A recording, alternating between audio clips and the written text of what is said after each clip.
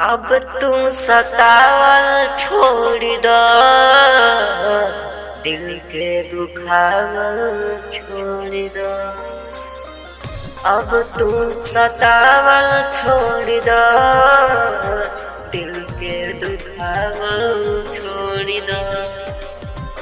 तोहर हमारा पे एहसान रही हो, दिल दिल मुआवल छोड़ दो। अब तुम सतावल छोड़ दो, दिल के दुखावल छोड़ दो।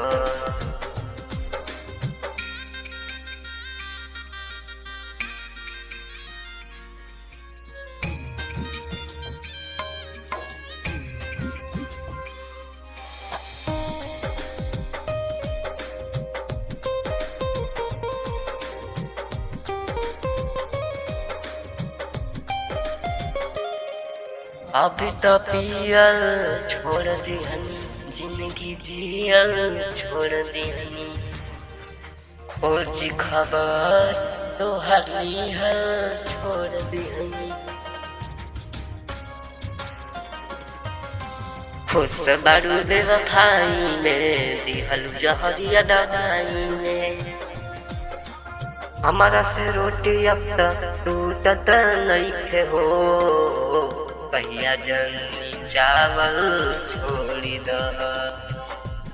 तो सतावल छोड़ दो, दिल के दुखावल छोड़ दो।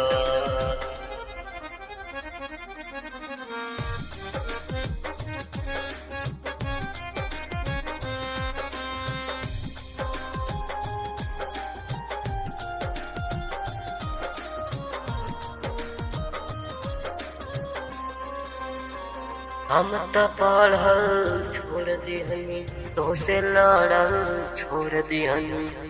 खुशी तो हर देख के जरल छोड़ दिहनी।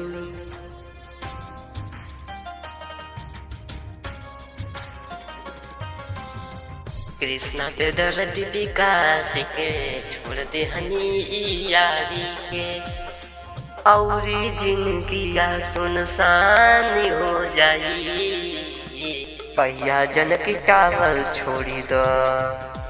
अब तू सतावल छोड़ी दो, दिल के दुखावल छोड़ी दो।